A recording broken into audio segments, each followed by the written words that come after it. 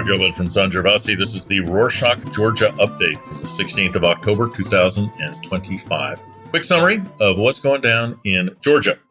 Georgian Dream, or COSCE, is once again passing stricter laws aimed directly at demonstrators. This time they are introducing a 15-day mandatory administrative imprisonment for actions like wearing masks or any face covering during demonstrations, blocking roads completely or partially, and carrying pepper spray during demonstrations. The accused repeats the offense within a year, they will be sentenced to 1 year in prison. Administrative imprisonment has been employed before as well, but for most cases, judges prefer to fine offenders 5,000 lari, which is about $1,800. This fine was also introduced at the beginning of the year specifically to target demonstrators. However, on Tuesday, the 14th, Prime Minister Irakli Kobakhidze said that the fines were not very effective, so they decided to change and update the administrative and criminal law.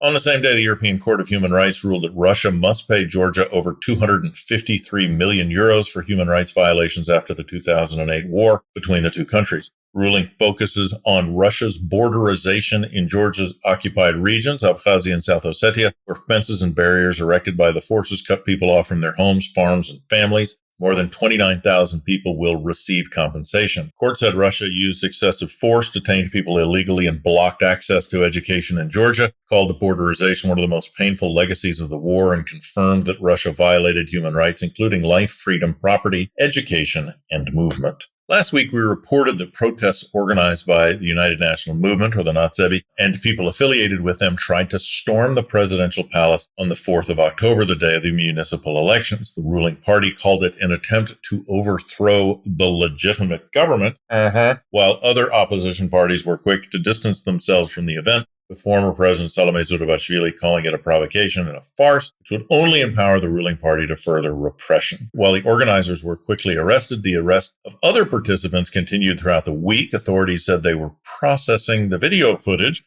and identifying perpetrators. So far, 45 people have been arrested, but this number might increase. Speaking of municipal elections, Alexander Lukashenko, Belarus's autocratic dictator, congratulated Georgia's ruling party for conducting successful elections and achieving an impressive victory. Lukashenko said that the COSCE's win shows how responsible, reliable, and professional their team is.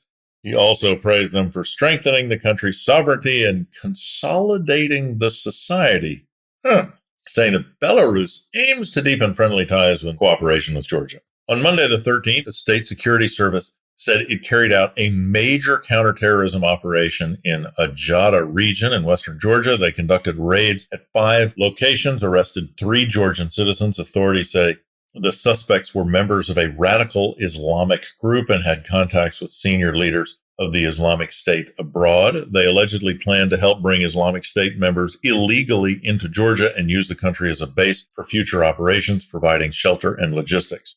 During the raids, officers seized explosive, bunch of ammunition and weapons, military gear, and cash in several currencies. State Security Service also had opened an investigation into possible sabotage after pro-government TV channel Imedi went off the air. The channel's broadcast stopped for 45 minutes around 6 p.m. on Monday the 13th. During the same period, 2 other companies in the same media holding, Maestro and GDS, also experienced an outage. Imedi says it is investigating the cause, has reported the incidents to law enforcement, suggesting the possibility of a criminal act targeting the channel.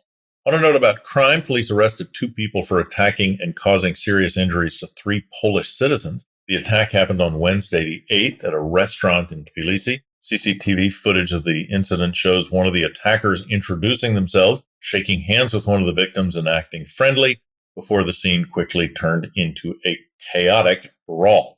Later, it turned out Polish citizens were officers of the Polish border guard who were in Tbilisi as part of the mission to deport several Georgians back to their homeland. Both local and Polish news outlets shared the news. Check out the video with the link in the show notes. Levon Yosseliani, Georgia's public defender, got involved in a dispute with a Tbilisi gym this week. A Russian citizen complained to the public defender's office after Reformer Fitness refused to give him membership because he wouldn't sign a paper confirming respect for Georgia's and Ukraine's sovereignty. Yosseliani's office asked the gym to provide documentation and explain the policy. Georgi Putharadze, the gym's director, responded publicly, saying that they have refused service to Russian citizens since Russia invaded Ukraine unless those Russian citizens sign the statement. He added that they also don't serve Georgian police officers who serve a violent regime and that no law can force them to serve anyone they don't want. Putharadze said he doesn't care if the policy is called discrimination, segregation, or stigma, and that they remain firm in their rules and public stance. The OSCE delegation, led by its current chair, Elina Valtonen, who is also the foreign minister of Finland, visited Georgia on Tuesday the 14th and Wednesday the 15th for some meetings. The delegation visited the conflict line between Georgia and South Ossetia and held a meeting with Georgia's foreign minister. After official meetings, Valtonen attended a pro-European demonstration on Rustaveli Avenue, shared a video on Twitter saying that Georgian citizens are concerned about the direction the country is headed towards. The next day, members of the ruling party criticized her for attending what they called an illegal protest. Prime Minister Irakli Kobakhidze said he canceled the meeting because of it, but Finnish media later reported that Valtonen had already canceled the meeting herself the night before. Police fined Valtonen 5,000 lari, $1,800, for blocking the road. Police arrested a man in Zubidi in western Georgia at a driving examination center. Apparently, this person had already tried and failed to pass the driving test 6 times, and after the final failure, he refused to get out of the car and threatened the instructor with a knife. Fortunately, no one was injured. The police arrested the criminal. He now faces 1 year in prison. More news, a 15-year-old Georgian got arrested twice in Berlin in 1 week. First, he crashed the car he was driving and tried to run away along with his 33-year-old passenger, but witnesses stopped him. Police found stolen jewelry, handbags, wallets, bank cards in the car. Authorities handed the boy to youth services for supervision, but he wasn't there long. A few days later, police went to his apartment, found 3 adults there. One, a 45-year-old, turned out to be his accomplice. The other 2 men from Moldova, were victims of kidnapping. Authorities are now investigating the boy and adults for kidnapping. Finally, some cultural news.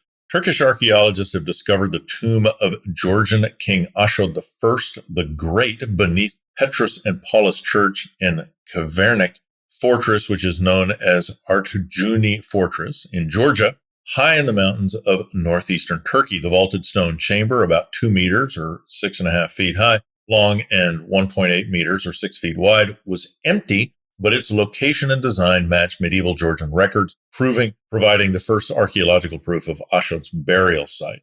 Excavation carried out by the Turkish Ministry of Culture and Tourism and Van Yüzgünsu Yale University also uncovered a communal kitchen, water cisterns, coins, ceramics, and weapons, showing the fortress had a permanent settlement. Ashot expanded the 5th century fortress in the 9th century, turning it into an administrative center for his kingdom. Artifacts will be displayed at the Artvin Museum in northeastern Turkey.